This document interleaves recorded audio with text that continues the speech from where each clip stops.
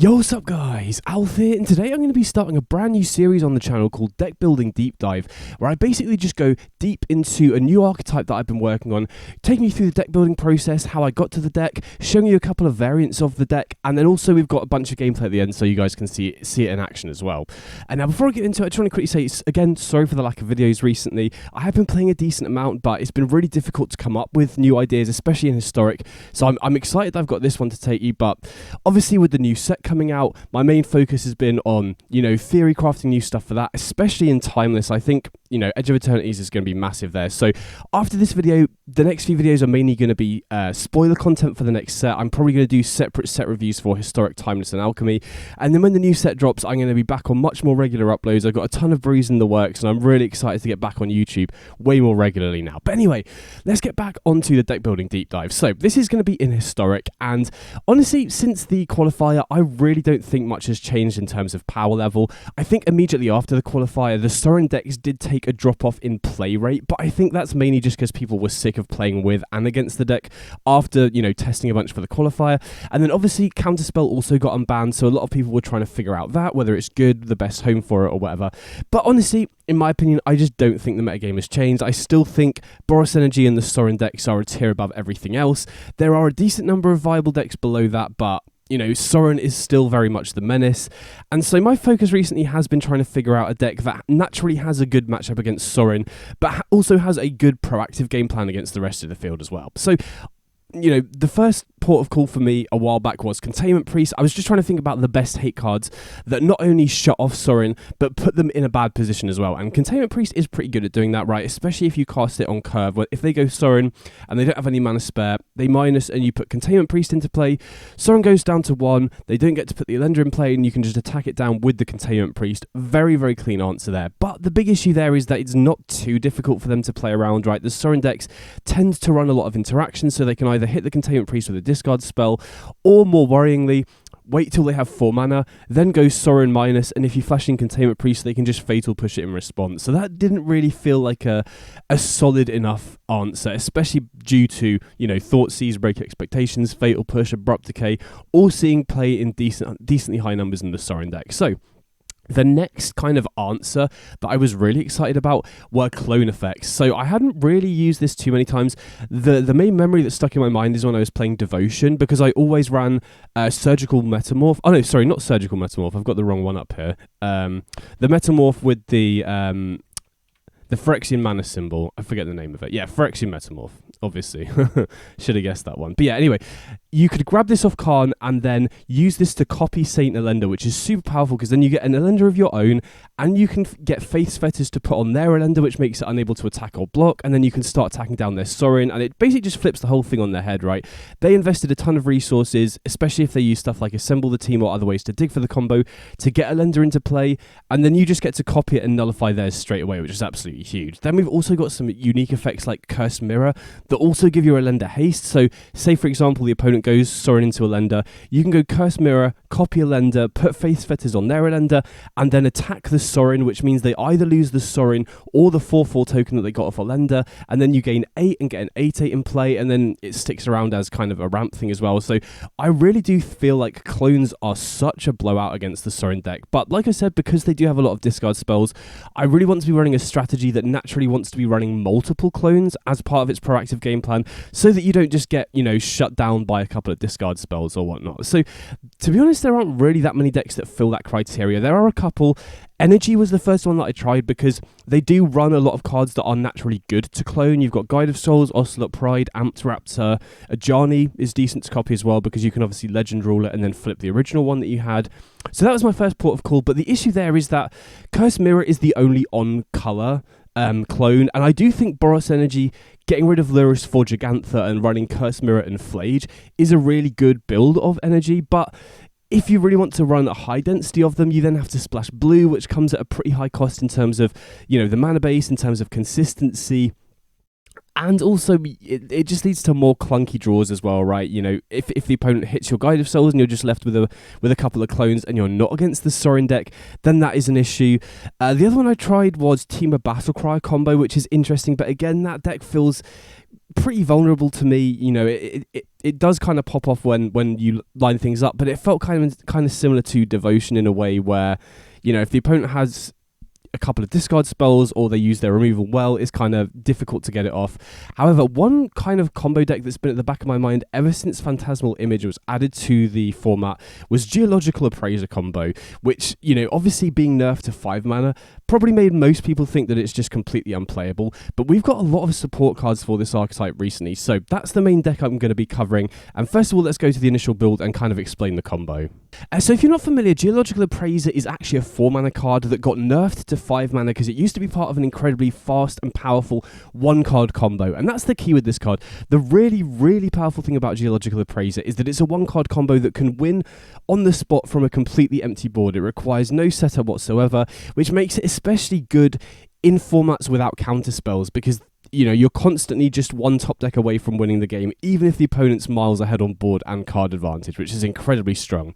Now, originally when this combo came about, Phantasmal Image wasn't in the format, so the combo was a lot more convoluted, involving Eldritch Evolution and I can't remember the 5-drop that's Naya and a bunch. But basically, the combo took up the entire deck, but it was worth building around because Geological Appraiser and also Trumpeting Carnosaur, you know, obviously a bit more expensive, but both of these cards win you the game on the spot. So now, with the addition of Phantasmal Image, the combo is way more compact, which is absolutely huge. So if we cast Geological Appraiser now, we're basically guaranteed to hit Curse Mirror, Phantasmal Image, or Glasspool Mimic, which copy Geological Appraiser, and because you cast the card that you hit off Discover, it still counts as you casting the Appraiser, if that makes sense. So you do just keep the chain going and just flood the board with 3/2s. Now that is pretty powerful, but, you know, in a format with a bunch of combo decks and some decks running sweepers, having to wait a turn to attack is a massive, massive issue.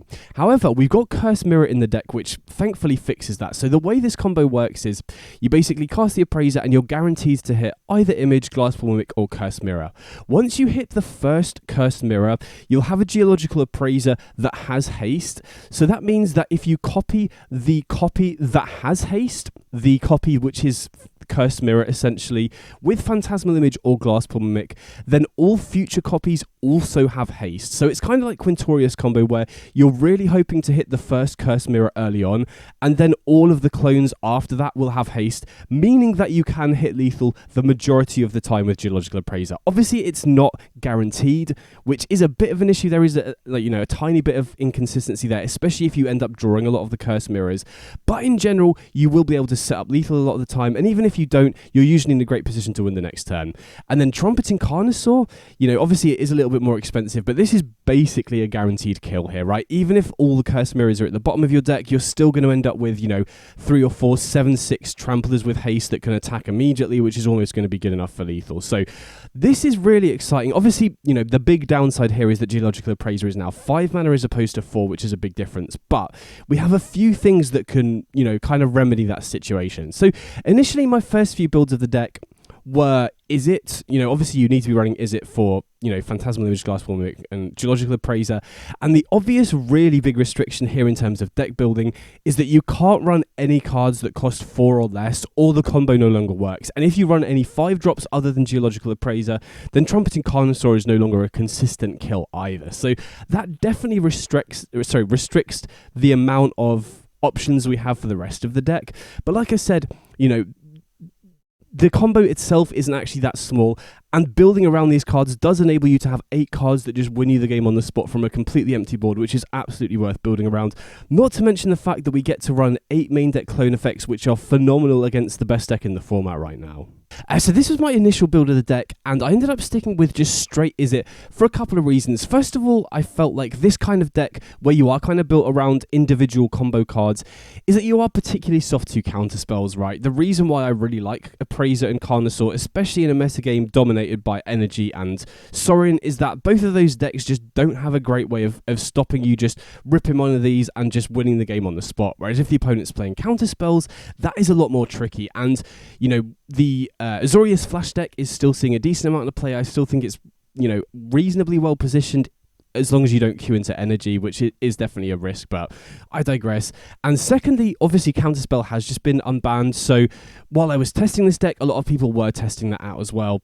And Cavern of Souls isn't obviously a perfect answer, really, because if you have Cavern of Souls and you name Human for Appraiser or Dinosaur for Carnosaur and you cast it, obviously the opponent can't counter the initial card, but they can just counter the first clone you find. But that's still a massive deal, because at that point the counter spell is a 2-for-1 in your favour. You still get the creature in play, which the body is relevant, especially with Carnosaur because it's a 7/6 trample. But the really big thing about just getting it into play is from that point, all of your clone effects can win you the game, right? If you force through an Appraiser, then Phantasmal Image, if they don't have a way to kill the Appraiser or they don't have a way to counter the Phantasmal Image, will just win you the game from the combo again. So getting these into play through counter spells is absolutely huge, which is why I really like Cavern. And then Mirrex is absolutely massive as well, because like I said, we can't run any cards that cost 4 or less, so we are really limited on our options, but Mirrex is just so good against the Draw-Go counterspell decks. Mirrex, especially against the Azorius Flash deck, can just win the game on its own, right? You can just constantly pass, make Mirrex tokens every turn, and then you force the opponent to start flashing in 2/3s for 3 mana and stuff like that, and it's just so hard for them to beat. Plus, it does fix the mana the turn it comes down as well. But this is kind of the main reason why I wanted to be straight, is it? I didn't think we could run 4 of both of these and splash into a third colour as well. And I feel like there are 2 main ways that you can build a deck with the restriction of not being able to have cards that cost 4 or less. You can either go control, which is what I'm going for here, right? We've got a bunch of interaction, we've got some, decent control win conditions and stuff. Or you can go ramp, or a combination of the two. Now, the big issue with ramp in Izzet specifically is you have really, really poor options. Magma Opus and stuff like that used to be running the old combo, but the card quality is just so low on this. You don't have any good synergies with it. It's basically just, 2 mana to make a treasure. And the big issue with this is if you use this to ramp into an Appraiser and the opponent uses a counter spell, the mana is single use. It just and the other thing is, discard spells are very prominent right now, so running cards that are individual low quality like this means that if you keep a hand with 1 or 2 Magma Opuses and an Appraiser, and the Appraiser gets hit by a discard spell, your hand just does nothing at that point as well. So I was really, really underwhelmed with the ramp options available in Izzet. So I wanted to just stick to control, and I do think a lot of the cards here are good. I think Roaring Furnace especially is great. A 2 mana interaction spell that can take out bigger creatures. You can use this to take out Psychic Frog on turn 2 in the majority of the time, which is very unusual for red removal spells. And then you do have a mana sink at the top end that can help you pull ahead in longer games. I think Kaleem and Shark Typhoon are excellent against the Azorius Flash deck and just good against a lot of the field in general. Kaleem is especially good against auras. Speaking of which, Hornlocked Well is also excellent against auras. It's another card that's good against Azorius Flash. You can flash it in as a threat during the opponent's turn as well. So a lot of the cards did seem to line up fairly well against a lot of what the format was doing, but there were a few really big standout issues. First of all, a lack of ramp means that you're relying on a 5-drop to win, which is difficult against a lot of good drawers in Historic right now. But the biggest issue was just that the energy matchup was really tricky. We don't have good ways to deal with artifacts or enchantments, which means we get absolutely soloed by Goblin Bombardment. We really don't have great options for sweepers either, really. As you can see in the sideboard here, I was basically against energy, siding out of a lot of the combo and just boarding into a control deck, essentially, which didn't feel great either. But the biggest issue for me was a lack of ramp and a lack of way to deal with artifacts and enchantments, which means that we really struggled against Torpor Orb, really struggled against Goblin Bombardment. So that will move me on to my next build of the deck. So this was my next build of the deck, and this particular build is one of the 2 builds that I think is one of the best ways to build the deck. This innovation of splashing green here really solved a ton of issues with the deck. And as you can see from the screenshot here, I'm currently 36-12 with this list. I'll leave the link down to the data in the description if you want to see the matchup spreads and stuff like that. And out of the 2 builds, I actually think this is the weaker one. So the archetype in general has been performing really well for me. So the green splash here, I did figure out a way that we can splash green here and still run 4 Cavern, 4 Mirrex, which is huge, really. This is the main thing that I was worried about. Obviously, the mana base is a lot more painful now with starting Town and Confluence, but splashing green solved so many glaring issues with the deck. So first of all, we get access to just better ramp options, right? We've got Greater Tanuki and Beanstalk Giant here, both ways that we can ramp into Appraiser on turn 4 on curve, and getting a land in play as opposed to a treasure token is so much better than Magma Opus. Beanstalk Giant also gives us another threat that we can cast later in the game. In really grindy games where the opponent's constantly keeping us off the combo, I managed to win by just hard casting Beanstalk Giant and then just cloning it with our clone effects, which is pretty funny. And then Greater Tanuki obviously doesn't give us card advantage, but the fact that you can do this at instant speed is absolutely huge, especially, because the opponent just doesn't expect it, right? Even if the opponent knows you're on Appraiser, if you pass the turn on turn 3 with nothing in play, opponent might just tap out and think, okay, I've got a turn to prepare for Appraiser. You can just channel Tanuki at the end of their turn and then just combo off the following turn, which is pretty brutal a lot of the time. And then the other massive thing is that we get access to Stormkeld Vanguard, which is a way that we can answer artifacts and enchantments without interfering with the combo, which is absolutely huge. So a few other changes. Obviously, we do need to be running a lot of basics here because Tanuki and Beanstalk Giant both search for basics, which does also give us a good way to fix with Prismatic Vista in the mana base as well. Another really nice thing about running the ramp cards here is it also makes Roaring Furnace a lot better because it allows us to curve out Roaring Furnace on turn 2 to kill something, then Beanstalk Giant or Greater Tanuki on turn 3 to get us to 4 mana, and then on the following turn we can just cast our 5th land, and even if we don't have Appraiser, we can just activate the Steaming Sauna Room and just start pulling ahead in terms of card advantage there, which then helps us dig towards this. So even if the opponent is playing a lot of interaction, a lot of stuff like that, we can just grind into long games fairly efficiently, which is pretty huge. Then I've made quite a few changes to the sideboard. Obviously, to make room for the ramp, we've had to move Hornlock Well to the sideboard, which isn't a massive deal because I do think there are a number of matchups where this card isn't amazing. But against decks like Auras, against decks like Azorius Flash, this is really huge to have in the sideboard. Like I said, Stormkeld Vanguard, excellent way to kill artifacts and enchantments that we struggled with before. Then Ill-Timed Explosion. The awkward thing about running 4-drops in the sideboard is obviously that it makes Trumpeting Carnosaur no longer a guaranteed kill, but it is important to notice something that I didn't catch initially. Geological Appraiser being nerfed to 5 mana, it still has Discover 3. When I first saw this card, I assumed it would have Discover 4 because of the nerf, but it only has Discover 3, meaning we can run 4-drops with Geological Appraiser without interfering with the combo. And Ill-Timed Explosion is really nice because, not only does it sweep the board of basically everything, right? We have a lot of really expensive cards that can just take out big creatures, but it also helps us dig towards our combo. It helps us filter away useless cards as well. So Ill-Timed Explosion has been really nice as a way to help, get back into the game against energy. So having a pretty efficient sweeper that doesn't interfere with the main combo, and having Stormkeld Vanguard to answer Bombardment really, really improved the matchup against those sorts of decks.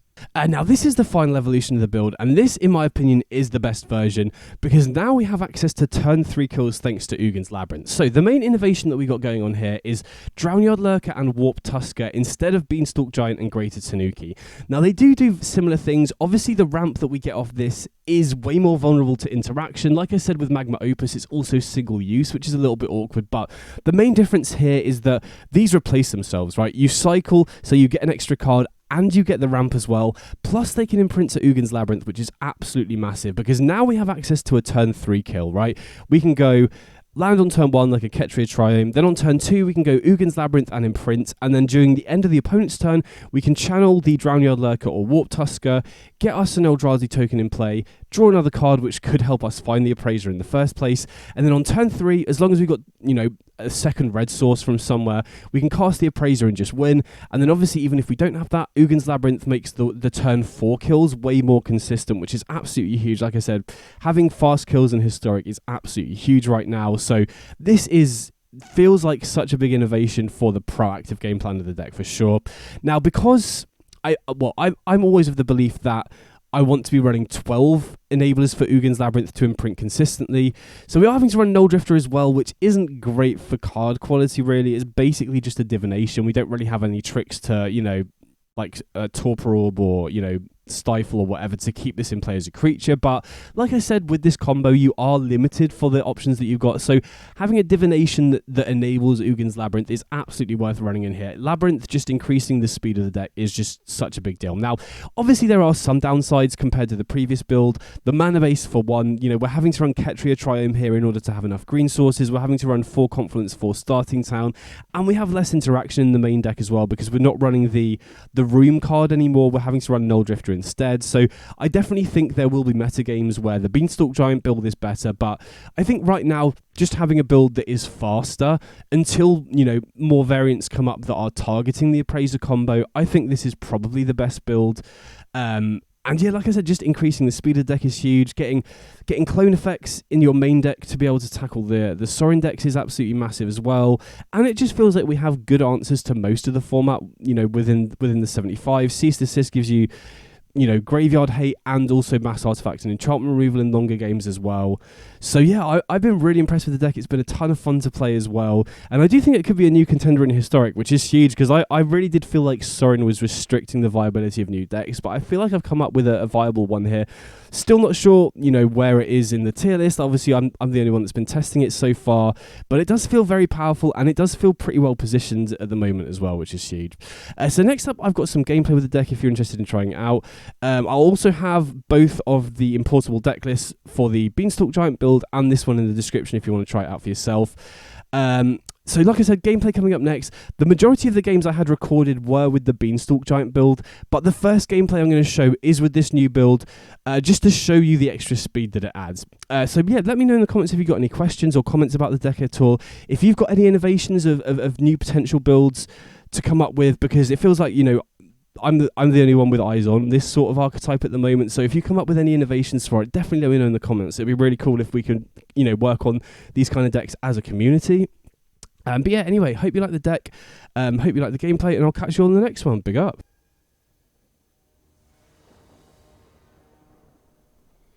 Okay, so we're going second here.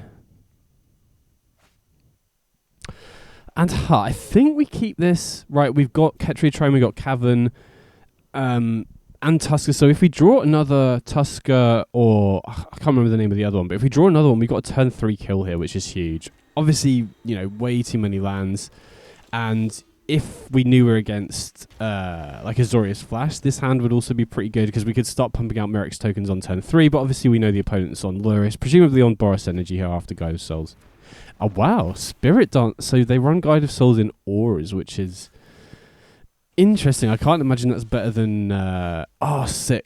Okay, that's a huge draw. I was going to say, yeah, I can't imagine that's better than Esper Sentinel or Giver of Runes, but it's interesting. But yeah, now we have the turn 3 kill, so I don't think if they are on Auras, there's anything they can do. Oh, I guess Hushbringer would shut it off, so just got to hope they don't have Hushbringer, but I can't imagine they're main decking Hushbringer if they're also on Guide of Souls, so I think we should be safe here, and there isn't really anything at instant speed. Maybe if they're on Fragment Reality, but I can't imagine they'd be on that in Auras in the main deck at least. But, you never know on Ladder. That's always the risk you run. But I think we should be good here, right? Just got to hope we don't draw Curse Mirror off the top. Okay, Carnosaur's not bad. Okay, now we should just be good, right? We just name Human on Cavern, go for Appraiser, and just got to pray they don't... I mean, even if they do have Fragment, it's not that bad, because unless we hit Glasspool Mimic, we can... Which we did, I mean... But yeah, we can obviously clone their creatures, so bit unfortunate to not hit Curse Mirror in the first couple. But again, I think this is a matchup where we should be good to win, even if we don't immediately win here. Wow, we're getting very unlucky on the Curse Mirrors. Hopefully we hit one soon. Okay, there's the Curse Mirror. So now basically it's very important that you choose to copy the Curse Mirror, so copy the one on the far right here. And it's also very important that you don't copy Phantasmal Image copying Curse Mirror, because then that copy will also retain Destroy It when it's targeted, if that makes sense. So yeah, just make sure that you always copy whatever, just the Curse Mirror copy basically, and then all your future ones will have haste. So obviously we need 7 here for lethal, and I can't quite remember how many we've gone through yet, but we haven't drawn any clones this game, so I think we should be good, right? Even though we did get fairly unlucky with the Curse Mirror, opponent has no blockers, they're only 1 life ahead of where they should be, so... Or their starting life total, anyway. Okay, so that's all the clones, but we should just be good to win here, right? Yeah, opponent just scoops it up, so we get him for lethal. Got the turn 3 kill, which is huge, so... Definitely want the Hornlock Whale here for sure. That's that's by far your best card against Auras. And then I think we cut the Null Drifters. I mean, obviously that does mean that we're slightly shorter than I'd like on Imprintables for Labyrinth, but I think, especially post-Sideboard when they could have Hushbringer, ramping isn't as valuable, right? It's all well and good having a turn 3 kill, but if the opponent leads on the turn 2 Hushbringer, you got to wait to find an answer anyway. So I don't mind cutting the Null Drifter here. It's definitely the lowest quality card in the deck anyway. Okay, can't keep a 1-lander, unfortunately. We got 3 clones here, but we've also got Labyrinth, and we've got an Appraiser, so I think we have to keep this one, unfortunately. Wow, okay, so this is another potential turn 3 kill then, because... And because of that, I don't want to lead on the Glassful Mimic here because... okay, that's a little bit awkward. Yeah, Ketria Triome is definitely one I was weighing up whether to just go with Steam Vents or not, but then we're definitely very short on green sources, which, I mean, with Mirex, it's not as bad for Stormkeld Vanguard, really, because that is another green source that we can use. Obviously, Stormkeld Vanguard is sorcery speed, so it's not that much of a big deal there, but for Cease and Desist, at least, which is instant speed Graveyard Hate, which is very relevant against a lot of the decks you want Graveyard Hate for, we need, you know, extra green sources for that. So you could maybe make an argument that Cease and Desist isn't necessary. You run another sideboard card, and then maybe you can run Steam Vents over Ketria Triome, but... you know, I don't think it's too much of an issue here. And yeah, we got another turn 3 kill here, which is kind of crazy. This is mad. I mean, obviously we got quite lucky they don't have Hushbringer, but we do have answers to Hushbringer. So, you know, we got Carnosaur, we've got Hornlock Whale if they start attacking with I guess, you know, this is kind of another downside that we're not running the room interaction anymore. So maybe if people target the deck a bit more, the Beanstalk version might be better. But 2 turn 3 kills. This shows why I run this version of the deck a lot of the time. Okay, so we're on the play here. And yeah, this hand looks good, right? We've got Kaleem on turn 2. We've got Beanstalk Giant or Tanuki on turn 3. And then, you know, hopefully Appraiser on 4, which is huge. Okay, Curse Mirror is interesting. You know, Curse Mirror is never great to draw because you want to keep as many in your deck for Appraiser as possible. So you just got to think what colour we want here. I think we go for the red because we need double red for Appraiser, but it does mean that we're going to be taking damage off these Kaleems, which is a bit annoying. But yeah, Curse Mirror you never really want to draw, but it does give you another way to ramp into Appraiser, which is huge. Okay, so it looks like we're against the Azorius Flash here, which isn't great, but they do tap out here, so yeah, High Noon especially is going to be tricky to beat. Wow, okay. I mean, we're not going to beat Azorius Flash if we don't draw any lands. This is going to be rough. I mean, thankfully we have Tanuki, so if we do draw a land off the top, we can hopefully at least ramp off that.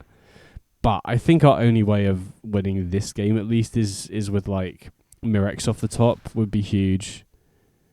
Because we can't obviously combo off while they've got High Noon in play. Okay, Cavern of Souls is interesting. I think we name Human here, and then end of turn, channel the Tanuki. Okay, they got Lorien revealed. So yeah, I mean, game 1, if they can get a High Noon in play, we don't have any answers for it. Obviously, post-sideboard, we get access to Stormkeld Vanguard as an out, which is pretty huge. And the nice thing about Vanguard is, you know, if they tap out on turn 2, you can tap out on the following turn to kill it, which is pretty sick. So here, going to get an island. And actually, think about Kaleem is another very good card here as well. Now, obviously, in an ideal world, we'd go Beanstalk Giant, which puts an untapped land into play, and then have enough mana for Kaleem. But obviously, you know, against Azorius Flash, you don't want to be just mindlessly jamming spells into their counter spells. And Kaleem, we've already got one in the graveyard, so, you know, if we can find another one relatively soon, we might actually just be able to win this game off the back of Kaleem, because that's another card they really struggle to deal with. You know, they don't really have a good way. It can bypass High Noon. They don't really have a good way to stop it coming back from the graveyard either. So here, I think we just go for the Appraiser. Maybe that's greedy, but we don't really have another good play, really. And if they're reliant on Remand... oh, wow, this maybe they're not used to Appraiser being 5 mana here. Because if it was originally 4 mana, the Spell Queller would stop it. Now, obviously, that, you know, this might not look like a great turn, but we've got a 3-2 in play, and we got a Curse Mirror in hand. So we're on the board, and we've got, you know, some amount of card advantage here. And we know there's a Kaleem on top as well. So if we can get to the next turn without them casting something crazy, I think we're actually in a reasonable spot here. Now, I'm just trying to think whether we pass here or try and cast something. I mean, maybe we're supposed to cast it, but my worry here is that... actually, yeah, maybe with 2 High Noons I'm supposed to, because they can just crack the High Noon to deal 5 here, whereas... yeah, okay, that was probably a punt on my part then. I think I'm supposed to cast... I mean, you don't want to cast Beanstalk Giant because it shuffles the deck. We know we've got Kaleem on top here. But we could have obviously cast, you know, Phantasmal Image or Curse Mirror, kind of force them to play something else. But I guess we're still in a similar spot, right? They might just cast like an Aven Interrupter or a Spell Queller instead. And then they've still got the other High Noon they can crack on a later turn. So, I'm not 100% sure. I'm going to have to watch this one back later and try and evaluate. But at least we do get the Kaleem here. Right, they are down... Well, if we're attacking with both, they're down to 2. Unfortunately, they don't have any pain lands, but, you know, if they shock in another land, that could make the difference. But yeah, we get the Kaleem here. I think we're still probably a little bit too slow. Especially with, you know, Mana Confluence and Starting Town. If we need double red here, for example, you know, it's, I think... And they can obviously start making tokens with the Arden Veil as well. I mean, I think we have to attack with both. We could maybe keep the Kaleem back to block the Queller, but...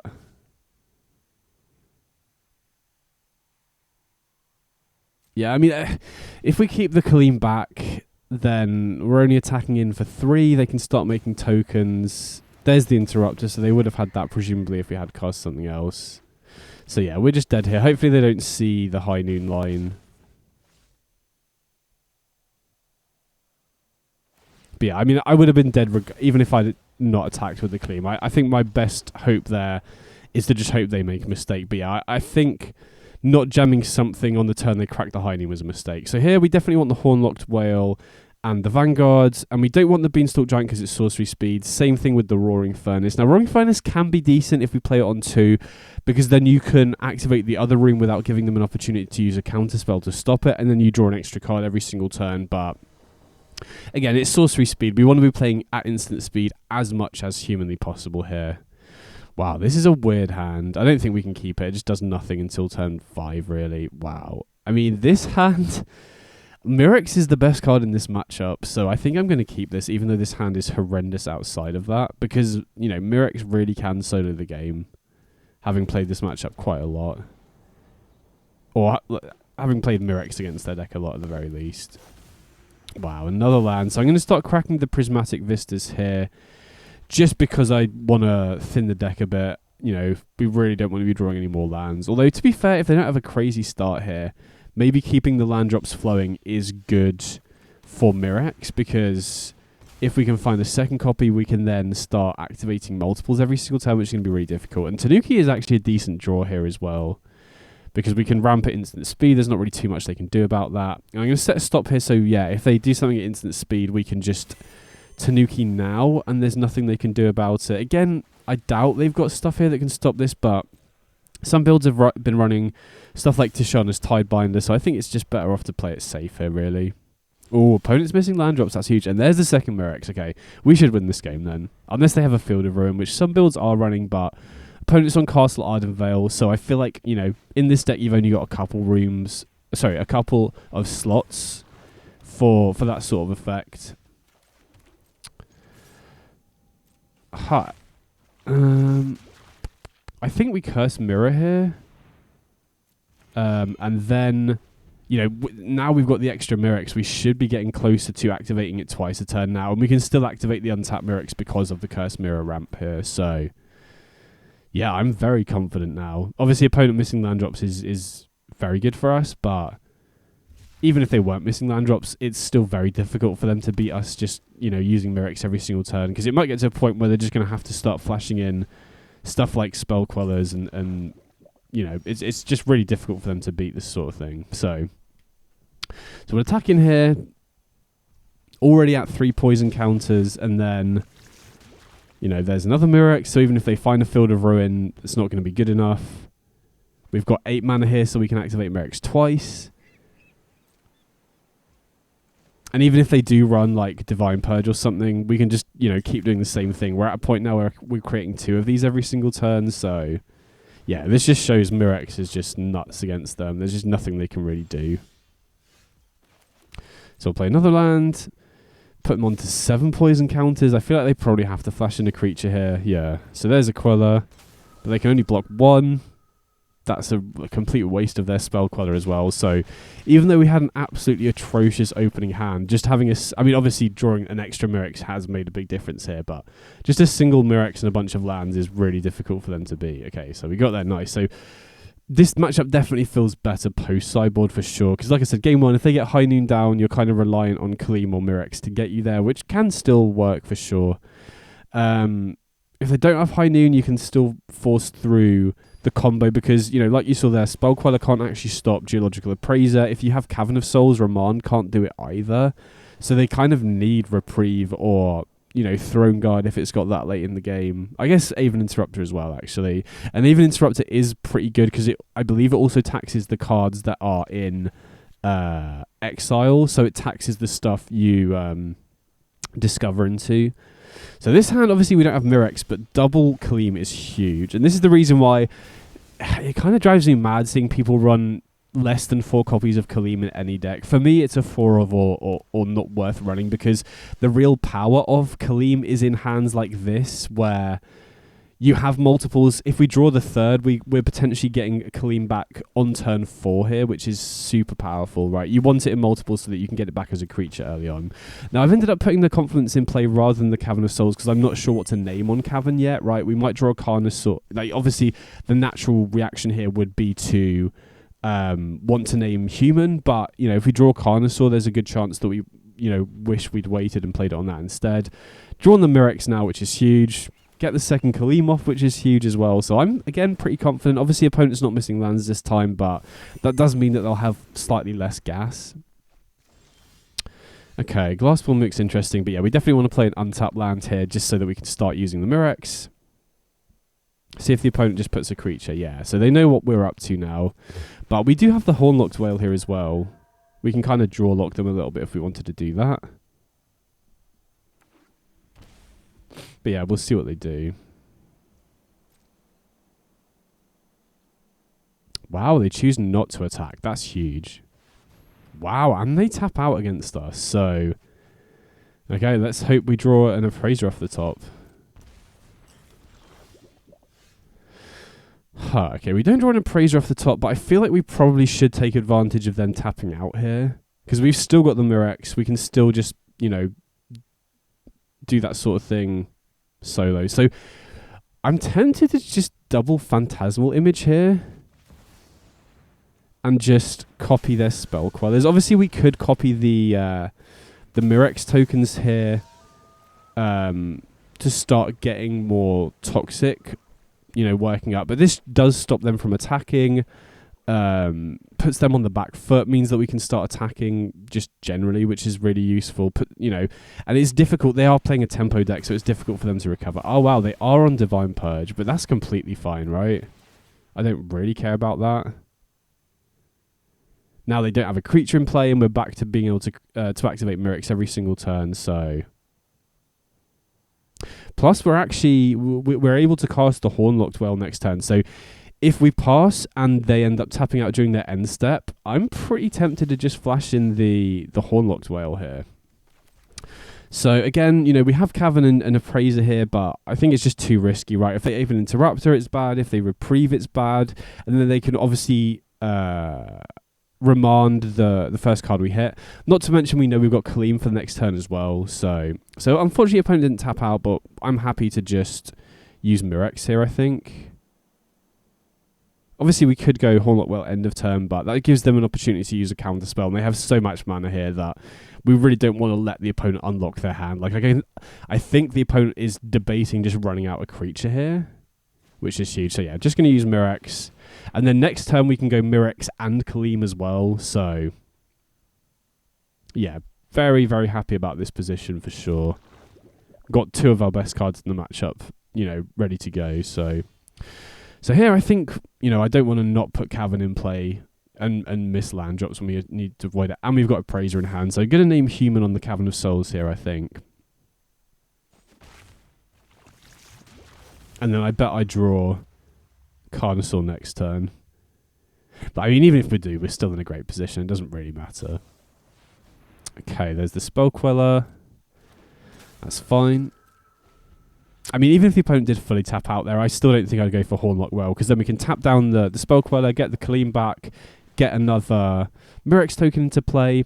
I'm going to do this now. We could obviously wait until the end of turn, but they're not going to be running more sweepers than Divine Purge. You know, I don't have to worry about Supreme Verdict or whatever. Well, hopefully I don't, but I'd imagine that if they're running Divine Purge in a flash deck, they're not going to be running more sweepers past that, so...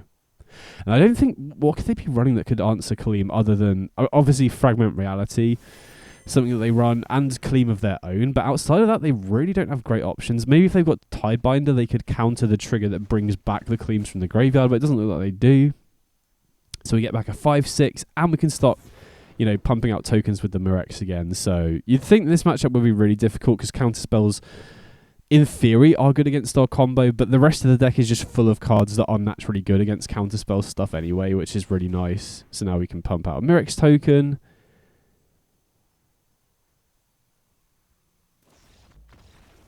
Oh, they do have Fragment Reality, but yeah, they just scoop it up. We just got too much stuff that's difficult for them to stop.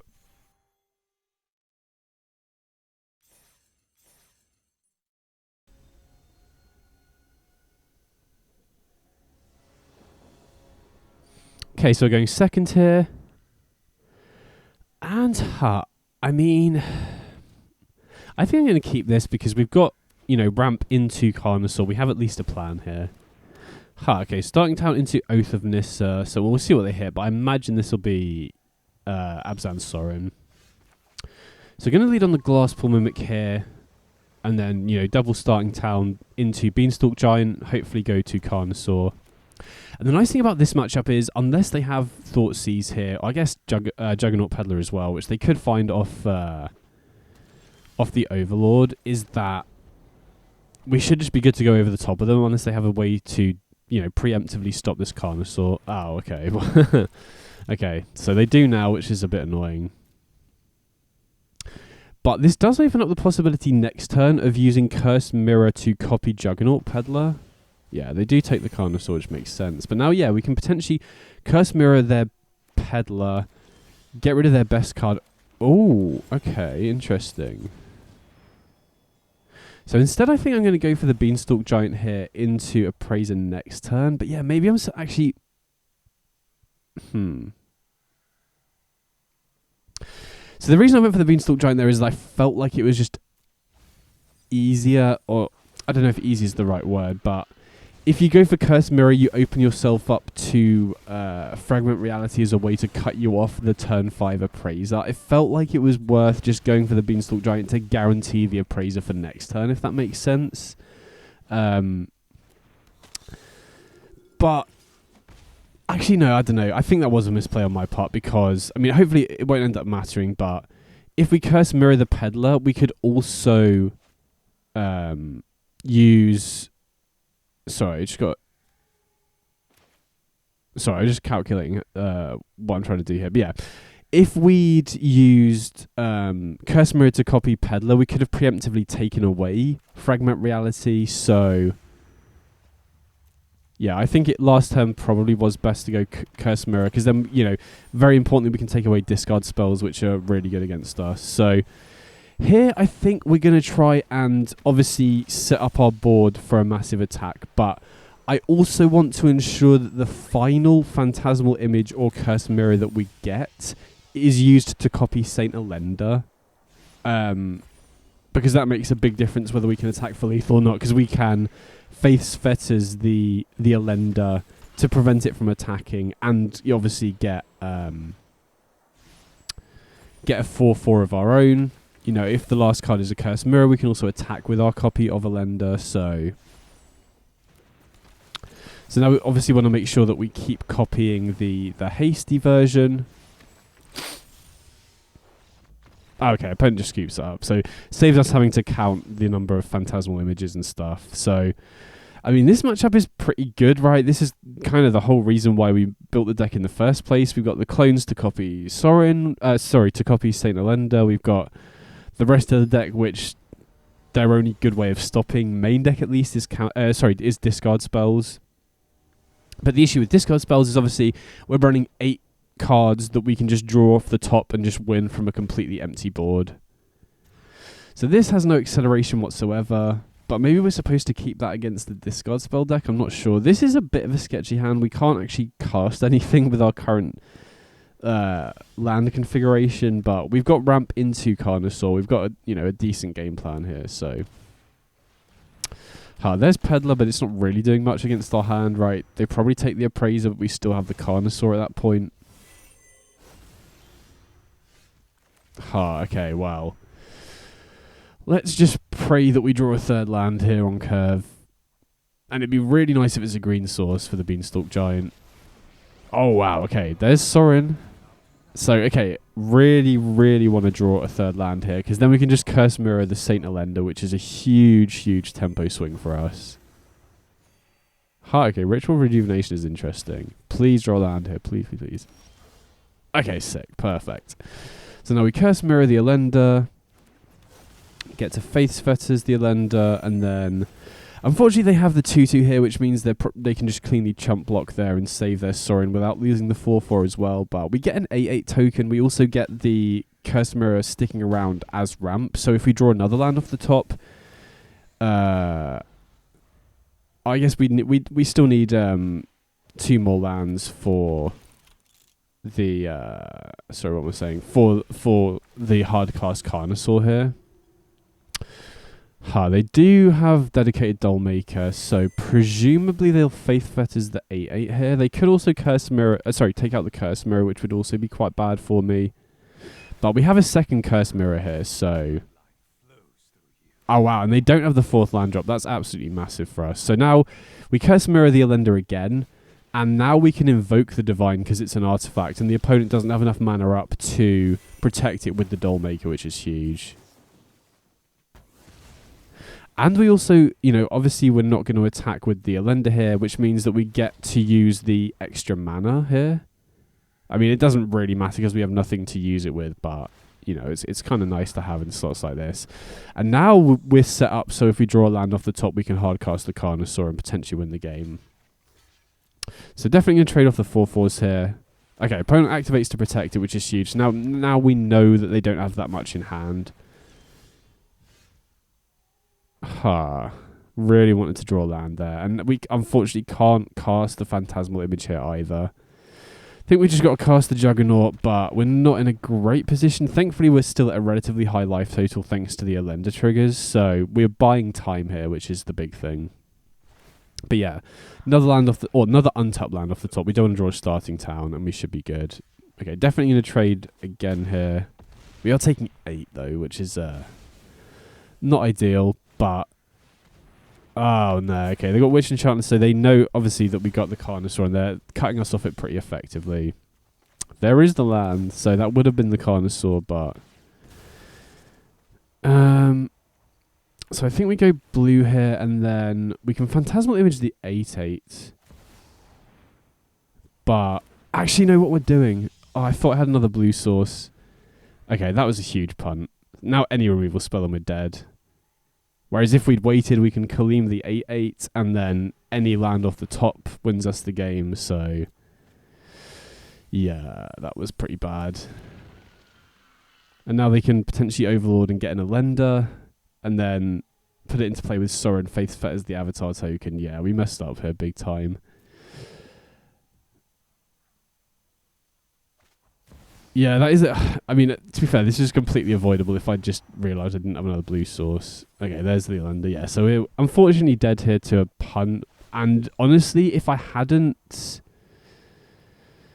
done that, we've got 2 looks at another untapped land off the Kaleem.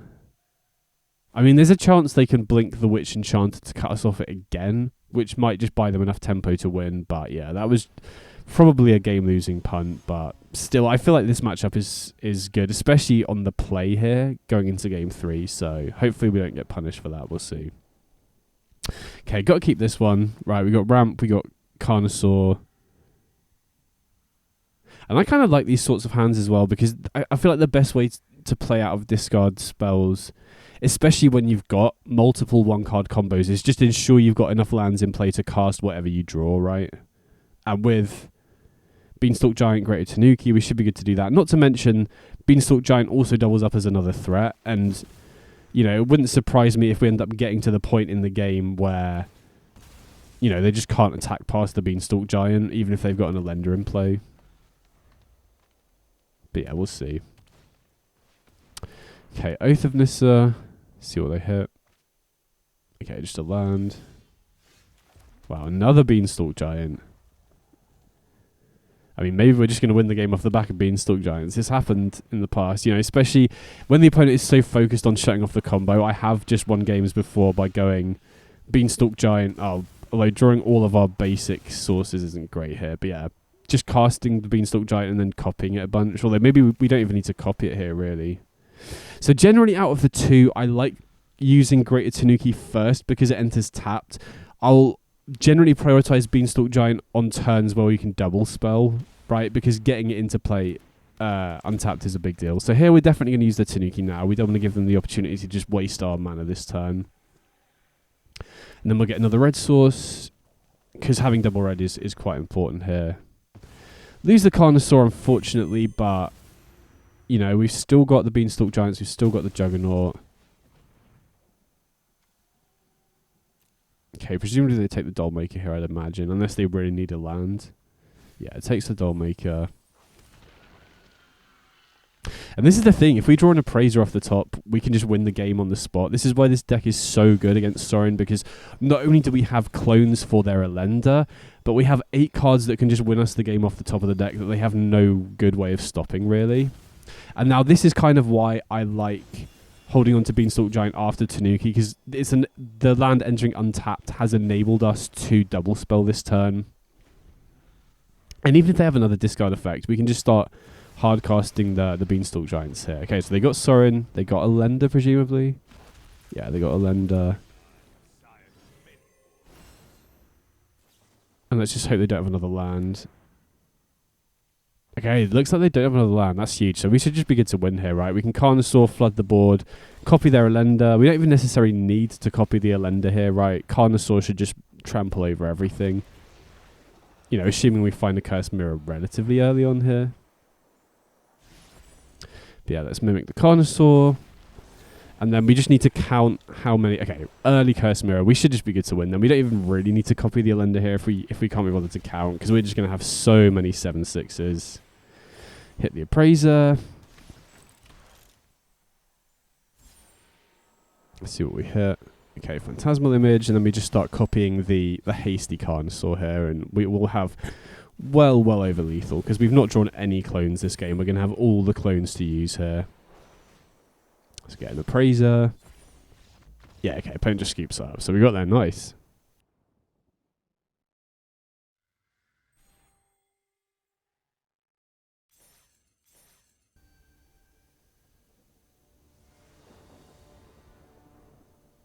Okay, so we're on the play here, and I can't keep this hand. Wow, can't keep a 1 land either, so we're going to have to go down to 5, which is rough. I mean, thankfully we're against Luris, which is less likely to be running discard spells to punish us for this, but yeah, we're going to have to go down to 5, unfortunately. His opponent's mulliganing as well. Wow. Not great, but I think we have to keep this on 5, right? We've got ramp. I'm going to put back the 2 Curse Mirrors because we really want them in the deck for the combo, and thankfully Greater Tanuki will shuffle the deck so they're not just right at the bottom. Okay, Esper Sentinel and Pathway. Looks like we're against Auras here, which, I mean, if we can combo on turn 4, we should be good, but any later than that, I worry it's a little bit too slow. Wow, yeah, especially with Light Paws. I mean, thankfully with Greater Tanuki, we can represent interaction here, which might, you know, make them play a little bit more apprehensively. Maybe they don't go super all in case the Light Paws gets killed by, especially red removal here. Okay, there's Ethereal on that. I'm going to pause when they cast stuff just to make them think that I've got a removal spell I'm thinking about here. Yeah, so look, I mean, I'm sure they have other auras in their hand, but it looks like they're holding back in fear of removal. And unless they got Hushbringer or Fragment Reality, I think we should just be good to win here, right? I mean, it's huge that Greater Tanuki shuffles the deck here, right? Because otherwise, those 2 that we put back from the mulligan would be guaranteed at the bottom. But Now we've shuffled, we've got a decent chance of finding it early on. I mean, again, opponent has a blocker in play, and they can...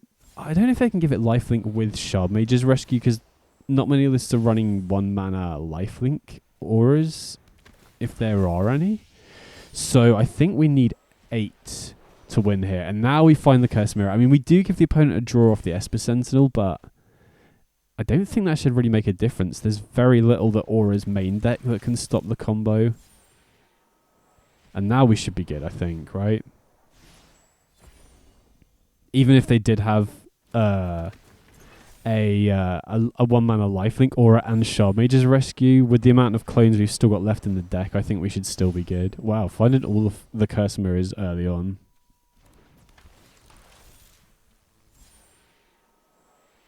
Yeah, the Phantasmal Image. Copying the Curse Mirror.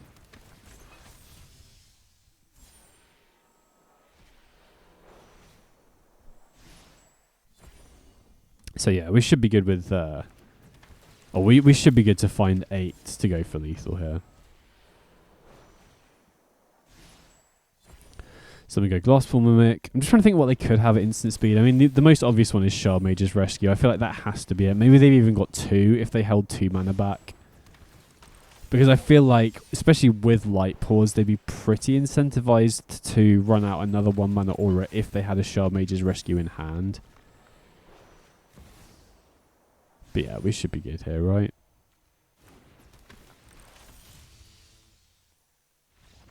Yeah, okay, opponent just scoops it up. So getting to get game 1 against auras is huge, because I do feel the matchup, you know, with Hornlock Whale does improve a fair bit post-sideboard. Like, Hornlock Whale is especially good against them, especially once they know what we're running, right? So I think here I'm going to cut the Beanstalk Giant. As we saw there, Greater Tanuki is very useful, especially if we have instant speed interaction like Hornlocked Whale or Kaleem, because then we can hold open mana for both, and if they don't use anything we need to, you know, use removal for, we can just use the Tanuki instead. And I don't want to cut the Sauna, like the Room, because that's also excellent in the matchup, right? Getting it down on turn 2 to take out their, you know, Spirit Dancer or Light Pause is really useful. So this hand is obviously a little sketchy, but we've got Hornlock Whale and we've got Appraiser and Carnosaur, so if we can find a ramp spell, we've actually got a pretty decent curve out here. Do we go for Vista to thin our deck slightly? Probably, right? And then we can still play the starting town next turn untapped. Only really get punished if we draw another starting town, but that's like worst possible, right? So really hope they don't have Sheltered by Ghosts here, because that would make it so that we can't use Hornlocked Whale as a removal spell. Okay, Hammerhand gets Ethereal Armor. Really hope they don't have Sheltered. Wow, another Ethereal Armor. So they might just go for... They genuinely could have lethal here, right? But we've got the Hornlocked Whale, so really hope they don't have Rescue. I want them to tap out here. Wow, another Ethereal Armor. They do actually have lethal, but we have the Hornlocked Whale. This is brutal. I mean, that feels pretty good, not going to lie. And now we would love to find, you know, Curse Mirror, Beanstalk... I guess we cut Beanstalk Giant, but... Oh, there's the Curse Mirror. I was going to say, or another piece of removal. I mean, we've still got the Carnosaur here, which could buy us some time, but now we're winning next turn. Unless they have... Hushbringer or Fragment. They do pass back with a mana open, so I'm hoping that's a Shard Mage's Rescue and not Fragment Reality. Because if they Fragment here and we hit a Glass Pool, it does nothing. If they Fragment here and hit a Curse Mirror, it does nothing really. If they Fragment here and we hit a Phantasmal Image, we get a copy of Light Pause, which we could use as a chump blocker, but... Sorry, excuse my voice. Wow, they just scoop it up. Okay, so we got there. Nice. That Hornlock Whale was brutal.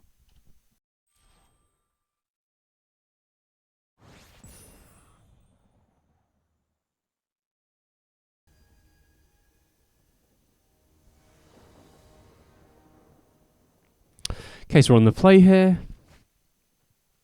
And, I mean, Got a lot of lands, but I think we've got to keep this, right? It's a turn 4 kill. We've also got double Mirex, so if we're against Azorius Flash or, you know, just counterspell decks in general, we should be pretty well set up as well. So definitely 2 land heavy, but, you know, we've got a turn 4 win on the play, so I think we have to keep it.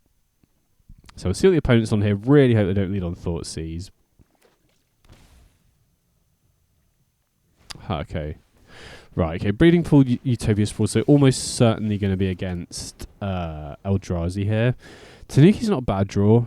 Right, we can ramp at instant speed, which makes, you know, I mean, they're probably not expecting a Appraiser combo because I've seen no one else playing it, but, you know, definitely can take some people by surprise. Okay, so we got Rumble. Thankfully, they don't hit Ugin's Binding because I have had, well, fairly recently I got very, very unlucky off the Appraiser combo where, you know, the majority of my curse mirrors were near the bottom and I didn't have enough to go for lethal, and then they just ended up going for, you know, Null Drifter with Binding in the graveyard to bounce everything. But yeah, this matchup should be pretty good. They really don't have many good ways of stopping the combo.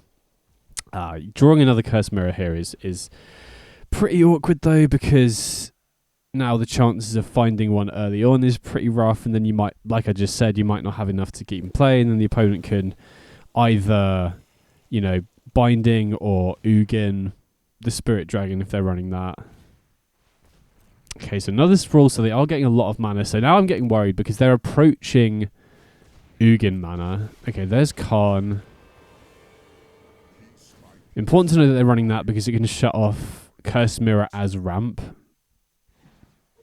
Okay, they go for Coating. Yeah, again, you know, this is another thing where if we'd ramped, you know, with a Beanstalk Giant, there's a chance maybe they don't go for Coating because we have a lot of lands in play, but hopefully we should be good. I mean, even if we don't have enough to go for lethal here, we should definitely have enough to take down the Khan at least, which is something, right? Just gotta hope we do find Curse Mirror relatively soon. So copy the Appraiser and just pray that we don't have all, you know, the other 2 curse mirrors near the bottom.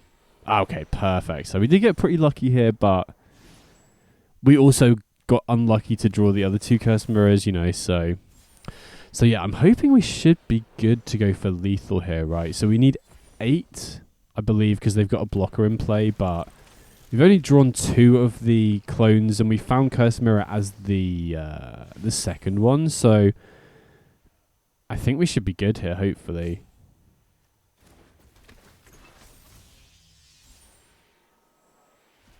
So we get another image.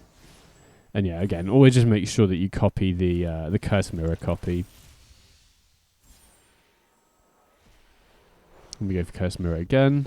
Yeah, okay, opponent just scoops it up. So they've got very little game 1 that can do anything against our combo at least. Obviously, post-sideboard, they can get access to Torpor Orb, which is why I'm bringing the Stormceld Vanguard here. I mean, not to mention it's also very good at slowing down their ramp, right? We've replaced the creature removal with the artifact enchantment removal, and then we can answer Utopia Sprawl and, you know, Mind Stone, Solar Transformer, that sort of stuff to just slow them down. But yeah, very, very important that we do have Stormceld Vanguard for Torpor Orb, because most of the Eldrazi lists are running some number in the sideboard, and obviously it just shuts off our entire combo. But yeah, anyway, I'm just going to edit out the rest of sideboarding and we'll get into game 3. Or game 2 even, my bad. Okay, so going into game 2 here, obviously being on the draw is a little bit worse, especially because, you know, Stormceld Vanguard is too slow to answer Utopia Sprawl on curve, but I still feel like this matchup is very good. They don't really have much that can stop us, or stop the combo at least, like we saw last game. This hand's... I think we just have to mull it. It just doesn't have a good game plan, really. This hand, though, I mean, again, too many lands, but we've got a turn 4 win, which, you know, Eldrazi decks just don't really have a good way to stop, right? Consign to Memory might be their only... Well, and Torpor Orb, like I mentioned, might be their only real ways to stop it. And that's not super common, really, from what I've seen. In high numbers, at least. Okay, so they do have Labyrinth and they do have Torpor Orb, so it looks like they mulligan quite aggressively to that. But the nice thing about this deck is, as we can see from the Kaleem on top, we're not reliant on the combo to win. I mean, obviously against Eldrazi, that is by far our best way of winning. Wow. Okay, that's pretty rough. That's a very good start for the opponent. We do find a Phantasmal Image, though, which is interesting. But I think, you know, the early on, the Annihilator is brutal. I think we have to go for Kaleem here instead. And I wanna use the Prismatic Vista first because we do want to find more Kaleems, you know, earlier, or as early as possible, basically. So don't have to worry about the Annihilator yet. But it puts us in an awkward position here where if we Curse Mirror here to try and... I mean, Appraiser doesn't really work here anyway because of the Torpor Orb, but...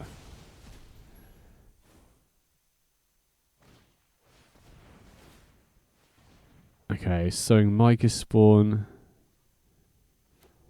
Yeah, opponents had a very good start here. If they didn't have the Null Drifter, I think we'd be in a decent spot. So there's the Stormkill the Vanguard. We do actually have an out to the Torpor Orb now. So I think I'm going to Phantasmal Image the Null Drifter. Actually, no, I think that's a misplay. I think I'm supposed to go for Curse Mirror there. We can Curse Mirror attack, force them to sack something, and then we have the Curse Mirror in play as ramp. We can then Stormkill Vanguard the Torpor Orb.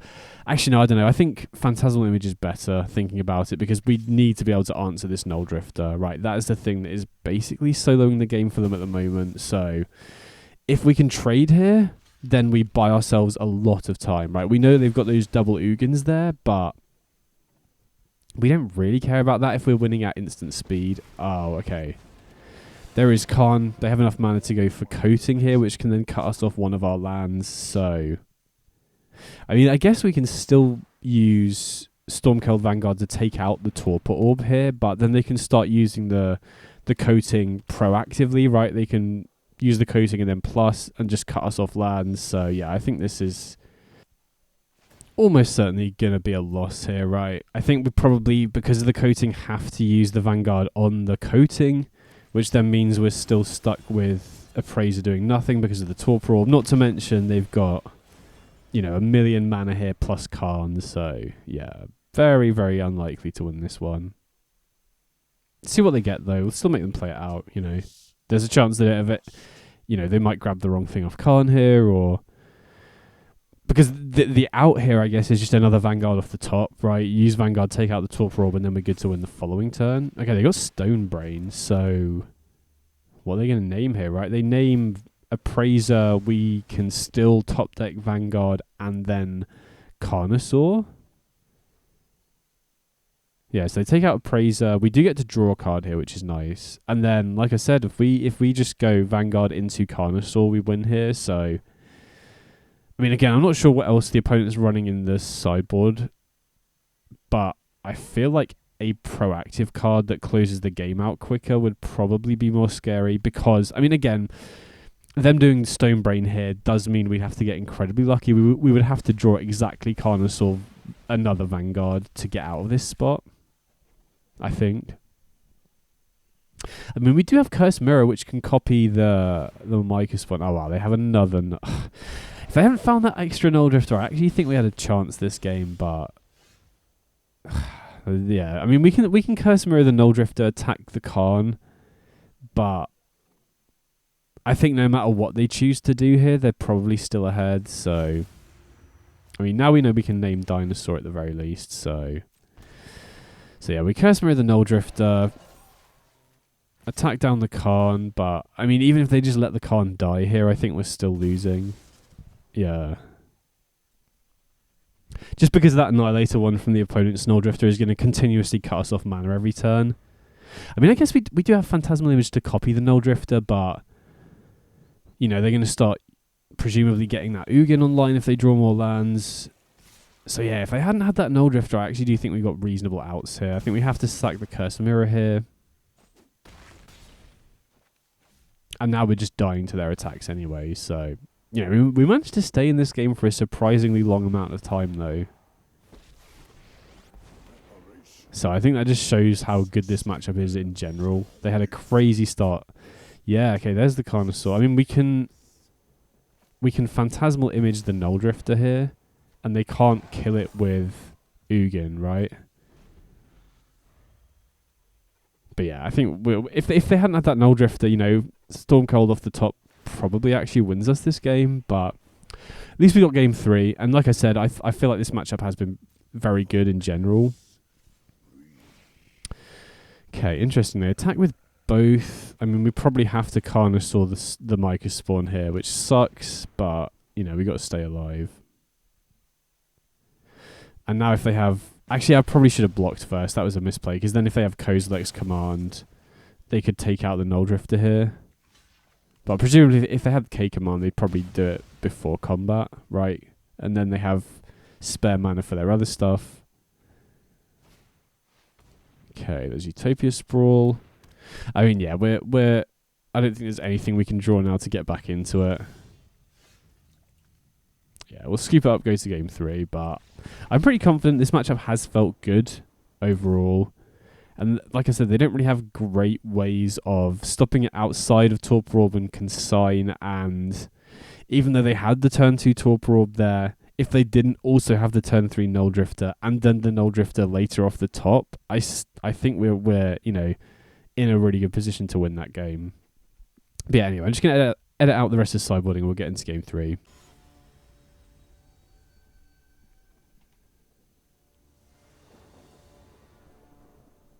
Okay, so obviously on the play here is really big. I mean, this hand doesn't really have a clear game plan, but it has a lot of mana very quickly. And we have we got Kaleem to look again. I think we got a mulligan this though. Like, we need to just get off to the races here. This one,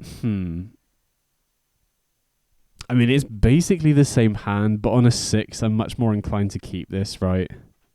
Because we've got a lot of good draws. I think... I mean, maybe that's a mistake. Maybe I'm supposed to put back the Cursed Mirror just because we don't want it in the deck, really. But this hand is pretty awkward because we can only get one colored, one source. Oh, sorry, one color of mana off this Prismatic Vista, which might mean that we're forced to. I think we'll not crack yet. Yikes. Okay. So this is pretty awkward. I think we might have to get green here and then main phase Kaleem while Mirex works. Oh, sorry, whilst Mirex is producing blue, and then just pray that we find another land because we have found the Appraiser now. Okay, thank God for that. So we got another land, and it's a red source as well, which is huge. So if we draw another land off the top, we can potentially win in 2 turns. And again, the Tanuki can take them by surprise. They might not be expecting it. Okay, so we've got Cavern on Eldrazi, Null Drifter, no blue mana for Consign, which is huge. And we also haven't seen Consign. A lot of lists aren't running it, so... Okay, sick. There's the 4th land, so we should be good here, I think, right? I think there's a good chance they tap out here. Do they... I mean, their only real interaction for creatures is Kozilek's command, which they would need to go X equals 5 to stop Appraiser, right? So... I think we just jam it here. Oh, wow. Curse Mirror, worst draw again. That sucks. Really hope that we find another Curse Mirror quickly here, because... Well, to be fair, they don't have Ugin's Binding in the graveyard. They're not that close to Ugin the Spirit Dragon, so even if we don't set up lethal here, we might just be good to win the following turn, right? I can't really think of much they could have that would get them out of just, dealing with a board of like 10 3/2s. Or I guess it would be more than that, but you know what I mean. So what are they thinking about here? Maybe it must be Kozilek's command, right? That's the only instant thing I can think of that they would have in this spot. And then maybe they're running Disruptor Flute, which they're hoping to dig for, right? If we see 3 to the bottom, I can't think of anything else at instant speed that they could cast off colorless mana that would get them out of it. I guess getting 3 blockers in play does mean they're more likely to survive this turn, because now we need 10 hasty attackers to win, which we're pretty unlikely to get with 2 Curse Mirrors in hand. Okay, opponent just scoops up. So it looks like they didn't have anything that could deal with our board anyway.